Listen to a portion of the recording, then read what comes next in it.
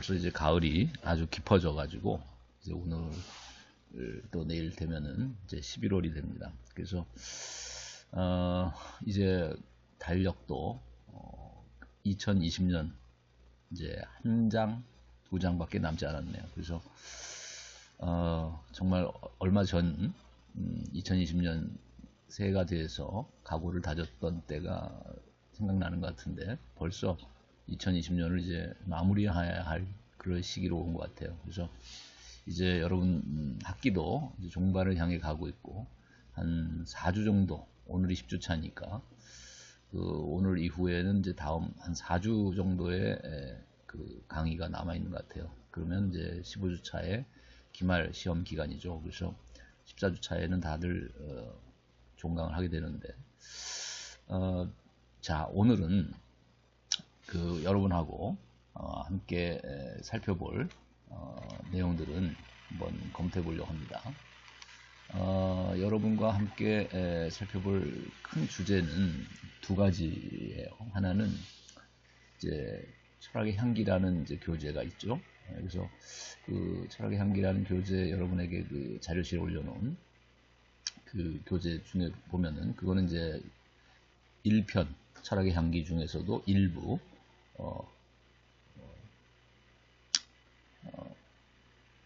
일부를 다루고 있다고 그랬죠. 일부의 1장과 2장을 다루는데 이제 후반부에는 이제 2장을 다룬다고 그랬고 2장은 1장이 이제 기술과 철학이라는 기술이라는 테마를 주로 다뤘다면 기술 시대의 철학적인 성찰을 다뤘다면은 이제 후반부는 중반 이후 이 후반부에서는 이제 도덕의 문제를 다룬다고 그랬죠. 그래서 인간과 도덕이라는 이 2장, 이 챕터 2를 중심으로 다룰 때 자, 거기서 이제 제일 먼저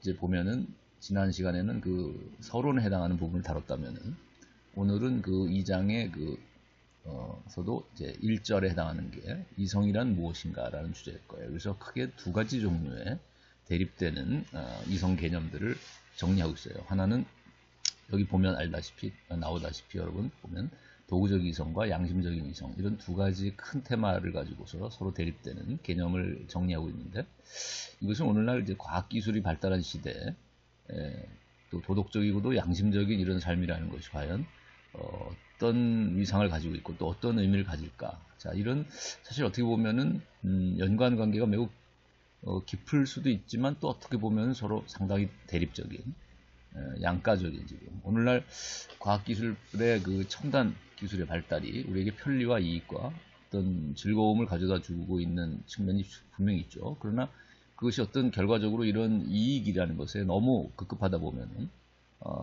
쾌락지상주의, 금전만능주의, 또 이기주의, 자신의 이익만을 극대화시킨 결과적으로 자, 그런 삶을 위해서는 어떤 수단과 방법도 또 어떠한 동기도 또 양심도 저버리는 자 이런 그 비도덕적이고 비양심적인 자, 이런 삶으로 치달아갈 위험도 있다는 거예요. 그래서 기술이 발달한 시대에 오히려 첨단 어떤 지능 범죄들이 만들어지기도 한다는 거죠. 그래서 오늘날 그 범죄자들 보면 사회 문제를 일으키는 사이코패스라든지 소시오패스들을 보게 되면은 매우 뛰어난 과학자들이라든지 또 뛰어난 정말 학위를 가지고 있는 전문가, 전문 자격증을 가지고 있는 기술자. 자, 이런 사람들이 오히려 예를 들면 증권 회사에서는 예를 들면 주가를 조작할 수도 있고 또 어떤 기업의 정보를 빼돌리는 해킹을 할 수도 있고 또는 사이버 범죄,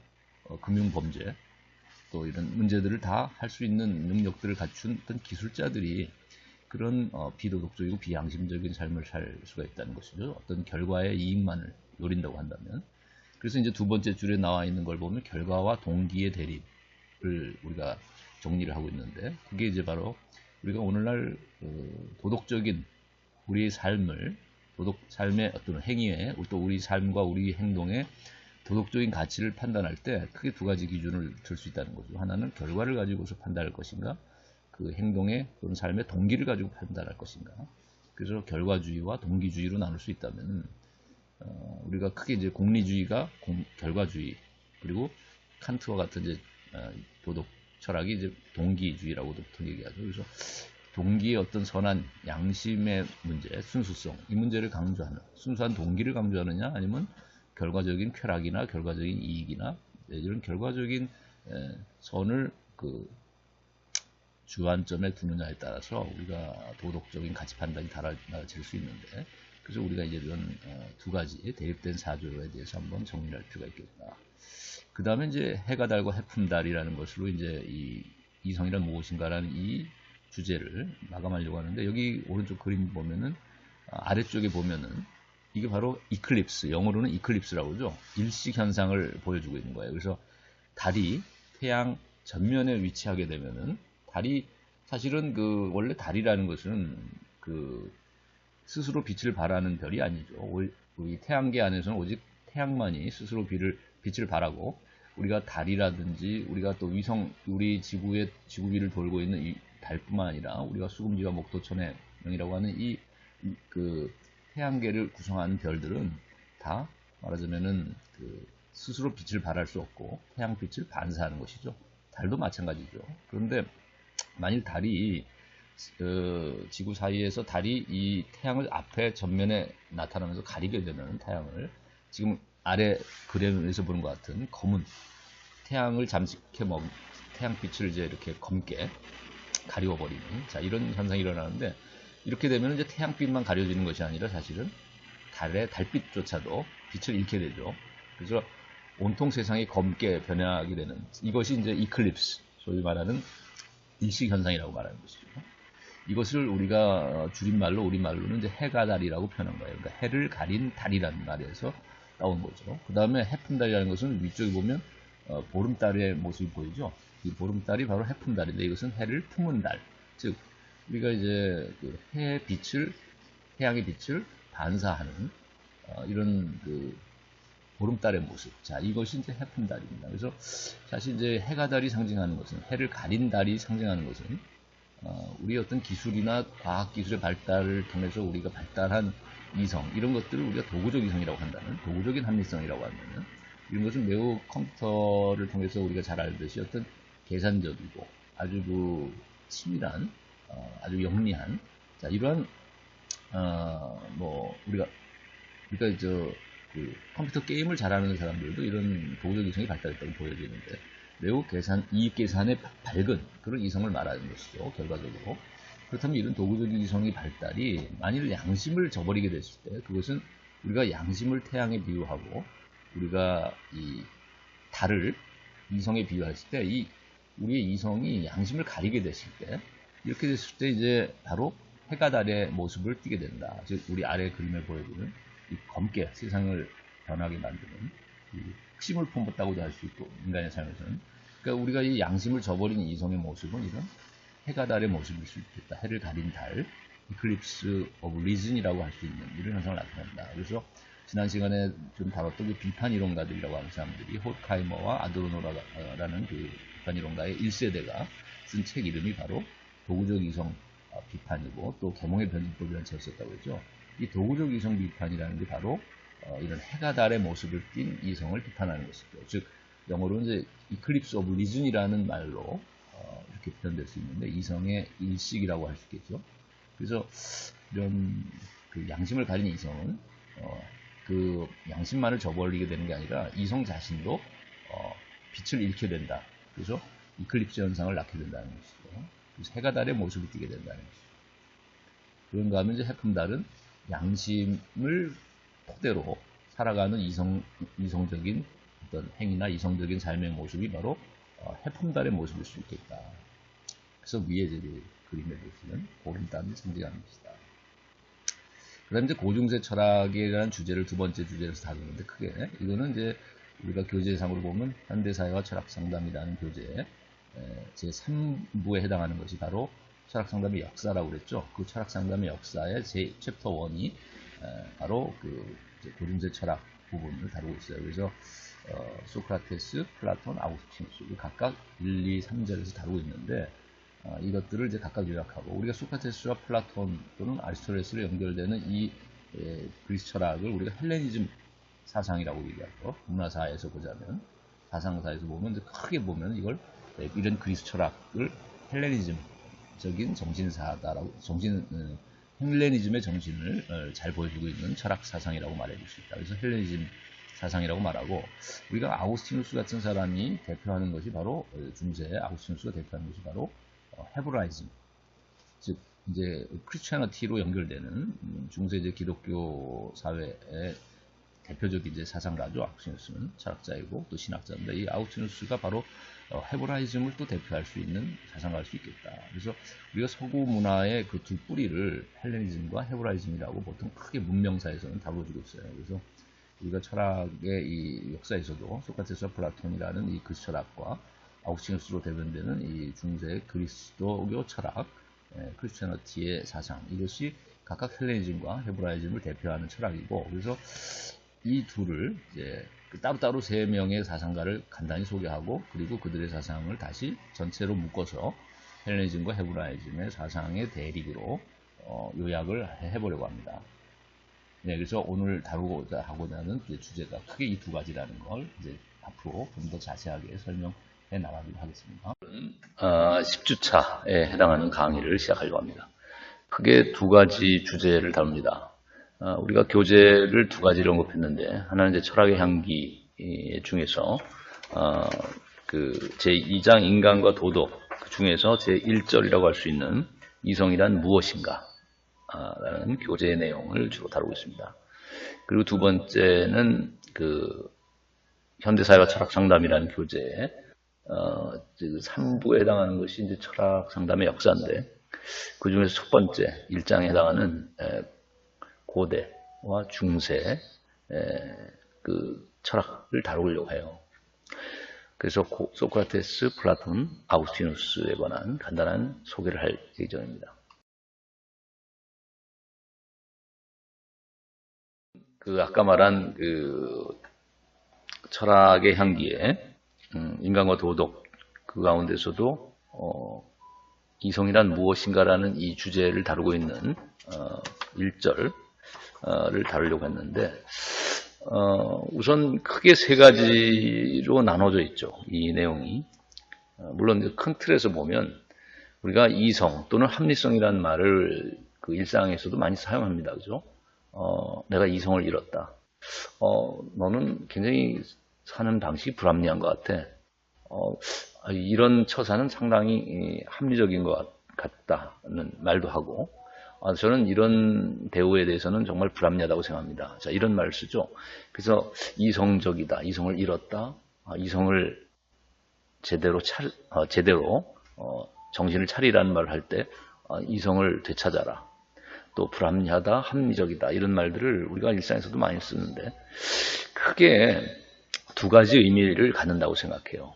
하나는 우리가 과학이나 기술에서 다루는 이성이나 합리성이란 개념이 있고, 또 하나는 도덕적인 차원에서 우리가 이성 또는 합리성을 얘기할 수 있다. 그래서 우리가 이제 여기서 첫 번째 항목을 보면, 우리가 도구적인 이성 비판이라는, 왜 지난 시간에 비판 이론가들의 그 이야기를 했죠. 호크하이머, 아도르노 이런 사람들이 이제 제1세대 비판 이론가들이고, 그 중에서도 호크하이머라는 사람이 이제 유태인으로서 나치 시절에 미국으로 망명해서 쓴 책이 도구적 이성 비판이다. 크리틱 데어 인스트루멘탈 앤 페어노프트 뭐 이렇게 되겠죠. 그러니까 순수 이성 비판이라는 칸트의 책에 빗대어서 유사한 표현으로 이성 비판이라는 말 쓰되 순수 이성이 아니라 도구적 이성을 비판하고 있죠. 근데 여기서 말하는 도구적인 이성은 과학 기술적인 이성을 말하는 것이죠. 그와 대비될 수 있는 것이 이제 칸트의 순수 실천 이성이라고 한다면, 그것은 이제 양심적이고 도덕적인 관점에서의 이성, 합리성을 의미한다. 그래서 칸트는 그 비판 이론에 어떻게 보면 선구가 됐는데, 실존 철학의 선구일 뿐만 아니라 칸트가 쓴 그 역사 철학적인 그 작은 논문이 있는데, 말년에 그 세계 시민의 관점에서 본 그런 역사 철학적인 글을 남겼어요. 그래서 겉만 번지르르한 비참이라는 거기서 이제 표현을 썼는데, 우리가 과학 기술이 발달하고 계몽 시대에 그 당시 과학 기술이 발달하고 산업 혁명이 이루어지고 자본주의도 발달한 이 시대에 오히려 도덕적인 면에서는 문제점이 많은 시대일 수도 있었다. 오늘날도 마찬가지인 것 같아요.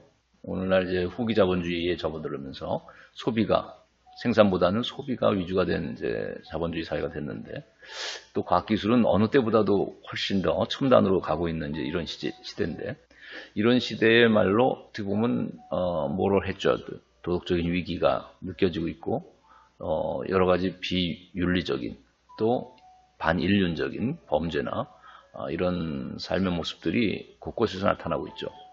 자, 이런 사회는 겉은 매우 효율적이고 편리하고 기술이 첨단으로 가고 있는 시대니까 아주 화려한 듯한 외관을 하고 있지만 그러나 그것은 겉만 번지를 한 것이지 속을 들여다보면 썩어 있을 수 있고 여러 가지 부패된 악취를 풍기는 자, 이런 우리가 그 대도시의 뒷골목을 연상할 수 있는 할렘가가 있듯이 범죄와 아주 그 쓰레기로 뒤덮여 있는 자, 이런 그 대도시의 그 그림자의 요소를 볼 수 있는 것처럼 겉은 화려해도 속은 썩은 자, 이런 그 문화를 칸트는 이런 산업 문명을 또 과학기술 문명을 겉만 번지르르한 비참일 수 있다라는 경고를 했어요. 그런 표현을 썼는데 이것이 이제 오늘날 비판 이론가들이 말하는 비인간적인 또 비인격적인 사회의 모습들 그러니까 전체주의화되고 모든 것이 사물화되고 직물화돼서 쾌락 욕망의 도구로 변해버린 이런 사회의 모습들 인간의 삶의 모습들 그러니까 자연을 지배하고 관리하고 조작하고 착취할 뿐만 아니라 인간 사회도 결국 인간이 인간을 관리하고 조작하고 또 지배하고 착취하는 자 이런 효율성만을 추구해 나가는 기술 문명을 비판 이론가들은 전체주의화된 사회라고 보고 또 그 대표적인 것이 이제 우리가 헐리우드 같은 문화 산업 같은 것을 예를 들고 있죠. 헐리우드의 문화 산업에서는 상업적인 목적으로 주인공들을 양산하죠. 예쁘고 또 잘생긴 남자와 여자들을 주인공을 캐스팅하되 시골에서도 또 상경한 사람들을 데려다가 대도시에서 그러나 이제 이용 가치가 없으면 버려지는 것이죠. 폐기돼 버리는 것이죠. 마치 우리가 물건을 이용하다가 쓸모가 없게 되면 버려지는 것처럼 그러니까 모든 인간의 인격조차도 돈으로 계산하고 또 흥행 여부 또 어떤 이런 기술적으로 접근할 수 있는 어떤 기능 이런 것들로만 사람들을 판단하는 이런 것들이 결국 문화산업 안에서도 이루어지고 있는데 사람의 몸값을 계산하는 자 이런 것들이 어떻게 보면 우리 사회의 일면적인 인간의 일차원적인 인간으로 일면화된 고정화되고 한 측면으로 모든 것들이 이렇게 집중돼 버리는 자, 이런 사회가 어떻게 보면 전체주의 사회일 수 있겠다. 꼭 우리가 이 당시에 이제 그 비판 이론가들 시대에는 20세기 초반에 나치즘이나 뭐 또 무솔리니의 그 파시즘이나 또 뭐 히틀러 마오쩌둥이나 레닌의 스탈린의 공산주의만이 그 전체주의라고 그들은 이제 먼저 생각했었지만은 그러나 자본주의 사회도 마찬가지로 이제 전체주의라는 것을 이제 문화산업 비판을 통해서 보여줬고, 결국은 우리 사회, 오늘날의 사회도 이렇게 일면화된 모습으로 인간조차도 기능화시켜서 판단하고 몸값으로 계산해서 연봉으로 판단하는 이런 인간의 가치조차도 직물화시키는 이런 사회를 우리가 전체주의 사회라고 볼 수 있는 면이 있다는 것이죠. 그것은 겉만 번지르르한 비참일 수 있는 것이라고 이제 칸트가 역사 철학적인 글에서 표현했던 그런 산업사회의 모습일 수도 있겠다. 이와 대비될 수 있는 것이 이제 칸트가 말하는 순수일천이성. 그래서 맨 밑에 줄에 나와 있듯이 인간의 이성이 다른 목적의 수단이 될 것이 아니라, 왜냐하면 다른 목적의 수단이 된다는 것은 돈벌이의 수단이 되거나 뭐 어떤 자기 권력 추구의 수단이 되거나 어떤 뭐 경제적인 목적의 수단이 된다면 그것은 인간이 사물화되는 것이고 물건화되는 것이고 상품화되는 것인데, 인격을 상품화해서는 안 된다면 결국 인간 이성의 목적도 이런 욕망의 수단으로 전락할 것이 아니라 그 자체로서 선한 의지를 낳는, 그런데 이성의 목적이 도져야 된다. 즉 다른 말로 하면 순수한 실천 이성, 양심적인 이성으로 거듭나야 한다. 인간의 이성이 오늘날 도구화된 이성의 모습에서 과학기술이 모든 것을 지배하는 시대에서 이성이 도구화되고 있는데 결국 인간의 이성도 거듭나야 되고 그것은 선한 의지를 낳는 순수 실천 이성으로 탈바꿈돼야 된다는 것이죠.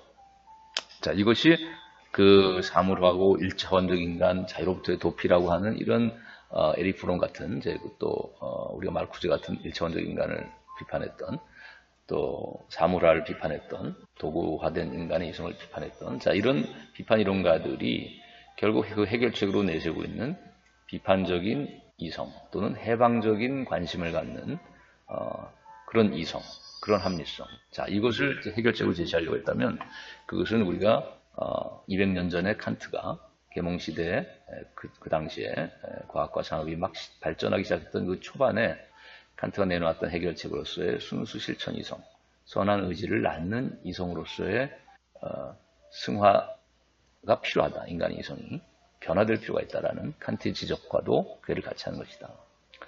자, 그래서 이제 두 번째 항목으로 넘어가면 우리가 인간의 도덕적 가치를 판단하는 기준이 뭘까 생각할 때 크게 두 가지의 기준을 제시할 수 있다. 하나는 결과를 중요시하는 관점에서 도덕적 가치를 판단하자라고 하는 입장. 또 하나는 그 동기를 더 중요시하고 문제 삼아야 한다라고 하는 입장. 이렇게 우리가 어떤 도덕적인 행위나 도덕적 가치를 판단할 때 두 가지 관점에서 접근할 수 있다는 것이죠. 크게.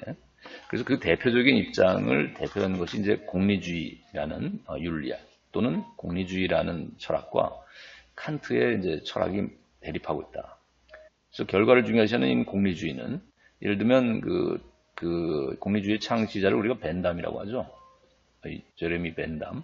근데 이 사람은 경제학자였고 고전 경제학자였죠. 영국에 산업혁명이 막 발달한 그 시대에 활동했던 경제학자로서의 벤담은 양적인 공리주의라고 특징 지어집니다. 그래서 최대 다수의 이제 최대 행복을 주장했는데 이때 최대 다수의 최대 행복이라는 그 행복 개념이라는 것은 말하면 개인의 이익 또는 쾌락을 의미하는 거죠. 가장 단순히 말하면 쾌락주의에 기반하고 있습니다. 그래서 양적으로 최대 쾌락을 양산하는 것이 최대로 큰 가치를 가져다 주는 것이고 그것이 가장 바람직하고 도덕적으로도 가치 있는 것이다.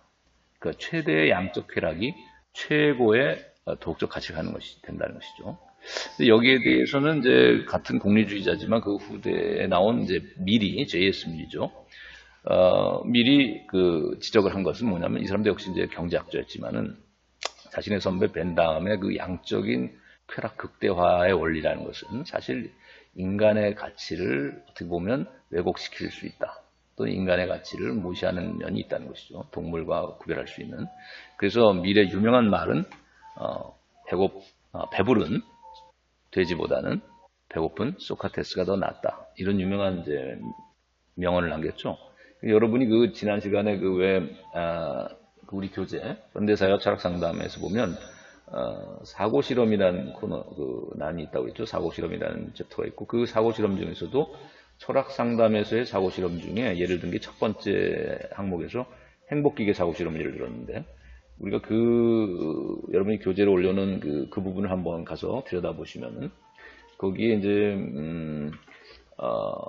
행복기계 사고 실험에서 그 내용을 설명하면서 공리주의자였던 밀이 쾌락주의에 대해서 오히려 비판을 하고 나선 그 장면, 즉 배부른 배부른 돼지보다는 오히려 배고픈 소크라테스가 낫다고 하면서 쾌락주의자였던 양적 공리주의자인 이 벤담을 정면에서 비판한 이제 그 글을 내용을 다루고 있어요. 그래서 여러분이 한번 그 교재에 그 철학 상담에서의 사고 실험 부분을 다시 들여다보고 특히 행복기계 사고 실험 부분 한번 읽어보시면 그러니까 여기서 얘기하고자 하는 핵심은 뭐냐면 공리주의자들은 행위의 결과로서의 행복을 중요시했는데 근데 그 행위 결과로서의 행복이라는 것은 결국 단순화시키면 쾌락을 의미하는 것이었다.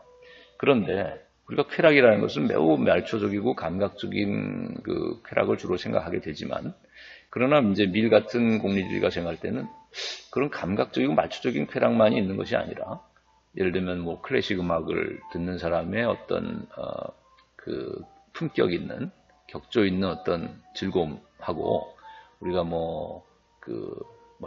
감각적이고 아주 역동적인 그 댄스 음악을 또 좋아하는 그 팝 음악이나 우리가 유행가를 좋아하는 사람의 어떤 그 느끼는 감각적 쾌락하고 우리가 좀 또 독서를 통해서 향유하는 어떤 즐거움하고 이런 것들이 다 쾌락이라는 말로 플레저라는 말을 쓸 수는 있겠지만 자신을 마음을 기쁘게 한다라고 말할 수 있겠지만 그러나 그 종류나 질이 다르지 않느냐 이런 이제 얘기를 한 것이죠. 그리고 질적으로 다른 종류의 쾌락이다. 그래서 더 고상하고 더 어떤 심오한 그런 쾌락, 그런 즐거움이 훨씬 더 아무리 양이 많다 해도 질이 중요한 것이다.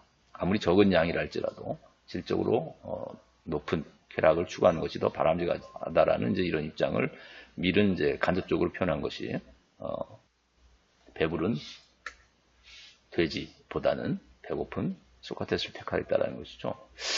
자, 그런데 자, 뭐 한 가지 뭐 문제점을 하나를 지적한다면 밀에 대해서 물론 올바른 하나의 그 성찰 내용이긴 합니다만은 본인의 입장하고는 좀 모순된 측면이 있다. 다른 말로 하면 공리주의가 기반하고 있는 것은 근본적으로 쾌락주의자입니다. 그래서 밀 자신도 자신은 그 고대 그리스 시대의 그 헤도니즘, 에피쿠로스나 이런 헤도니스트들, 즉 쾌락주의자들의 입장을 그대로 계승한다라고 본인도 벤담뿐만 아니라 밀 자신도 자신은 쾌락주의자라는 얘기를 명확히 또 하고 있거든요. 자, 그렇다고 한다면 우리가 쾌락을 이렇게 그 고상한 쾌락하고 감각적으로 말초적이고 낮은 쾌락으로 이렇게 나누게 된다면은 문제는 뭐냐면 그 같은 쾌락이라는 말을 쓰지만 높낮이가 있다고 했을 때 그 기준은 즉 쾌락이라는 말만 가지고서는 설명할 수 없는 기준이 거기서 적용돼야 된다. 즉 쾌락의 높고 낮음을 판단할 수 있는 그 기준은 쾌락 자체에서 온다기보다는 왜냐하면 쾌락은 기쁘고 즐거운 것이라는 점에서는 유사하다고 봐야 되죠. 그러나 그것이 더 높은 가치를 갖는 쾌락과 더 낮은 가치를 갖는 쾌락으로 나누려면 여기에 가치 판단이 들어가야 되고 가치관이 다시 개입되는데 쾌락주의라는 가치관만 가지고서는 궁극적 가치가 쾌락이라는 이 가치관만 가지고서는 구별될 수 없는 것이죠. 자, 그래서 여기서 어떤 정신적이고 또는 뭐 육체적이고 이런 구별이라든가 또는 뭐 어떤 도덕적이고 인격적으로 인간을 고양하는 뭐 이런 측면하고 차원하고 또 우리가 말초적으로 또 인간의 본능이나 감각, 동물적인 이런 감각이나 본능적인 것을 충족시키는 자 이런 차원하고를 인간성의 차원 안에서 또 구별해야 되지 않겠는가. 그렇다면 이런 정신적이고 고상하고 도덕적이고 양심적이고 인격을 고양시킬 수 있는 이런 차원이라는 것은 동물적인 본능이나 감각적 차원보다는 훨씬 더 높은 차원을 의미하는 것이라고 한다면 결국 쾌락을 질적으로 둘로 나누려고 한다면 질적으로 높은 것과 낮은 것을 나누려고 한다면 이런 인간의 어떤 도덕적 측면, 양심적인 측면 또는 정신적인 측면 또는 인격적인 측면이라는 이 요소를 단순한 쾌락이라는 그 쾌락을 느낄 수 있다라는 이것만을 가지고서는 쾌락의 질적인 고절을 구분하기 어렵기 때문에 결국 이런 차원의 문제를 생각할 수밖에 없다. 자, 그렇게 된다면은 우리가 칸트가 강조했던 동기의 순수성을 강조했던 칸트의 철학이 얘기하고 있는 인간의 어떤 인격성, 인간의 어떤 선한 의지, 또 인간의 어떤 양심, 자, 이런 요소들을 도덕성 이런 것들이 미래에 있어서도 인정돼야 되지 않겠는가. 인간의 가장 중요한 어떤 본질적인 측면으로 그렇지 않고서는 고상하고 더 높은 차원의 쾌락이라는 말을 얘기할 수는 없을 것이다. 벤담과 마찬가지로 쾌락주의자다라고 주장했을 때 미리 그렇다고 한다면 벤담처럼 모든 것을 즐거움과 쾌락이라는 관점에서만 봐야 된다고 봐야 될 것이고 그렇다고 한다면 벤담을 비판하는 이 관점은 쾌락주의에서 올 수만은 없다. 그래서 미래 문제점은 이제 지적한 것입니다. 그래서 칸트와 같은 어떤 인격성이라든지 도덕성이라는 인간의 본성을 쾌락을 즐기고 쾌락을 추구한다는 어떤 동물적인 인간의 차원보다 더 높은 다른 차원의 인간성을 전제하지 않으면 안 되지 않느냐. 이제 이런 질문을 미래의 문제점으로 제시했고, 자, 전반적으로 공리주의는 공통적인 것은 뭐냐 하면 아까도 말했지만 쾌락이라는 가치를 궁극적인 가치로 생각하고 있습니다. 즉 쾌락주의자다라는 거죠, 가치관에서. 근데 이에 비해서 이제 아까 이제 밀을 미래의 문제점을 지적했을 때도 약간 얘기했지만 칸트는 인간이 이런 쾌락만을 즐기고 또 쾌락을 추구하는 이런 본성만을 가지고 있는 존재는 아니다라고 보죠. 즉 인간도 물론 동물적으로 쾌락을 느낄 줄 알고 쾌락을 추구하는 면이 있습니다. 배가 고프면 본능을 충족시켜서 먹어야 되니까요. 그 점을 인정하지만 그러나 칸트는 인간의 어떤 사회적인 차원에서의 어떤 아름다움도 추구할 수 있고 또 사회적인 차원에서의 어떤 사교성, 인간 교류, 인간 관계, 자 이런 것들을 추구해 나가려고 하는 인간성도 있고 또 더 높은 차원에서 이제 도덕성, 즉 인격적인 요소라는 것이 인간에게서는 매우 높은 차원에서 인간의 본질을 규정하고 있다라고 보고 있죠. 자, 그래서 칸트는 도덕의 원리는 이런 높은 차원에서의 도덕성, 즉 양심,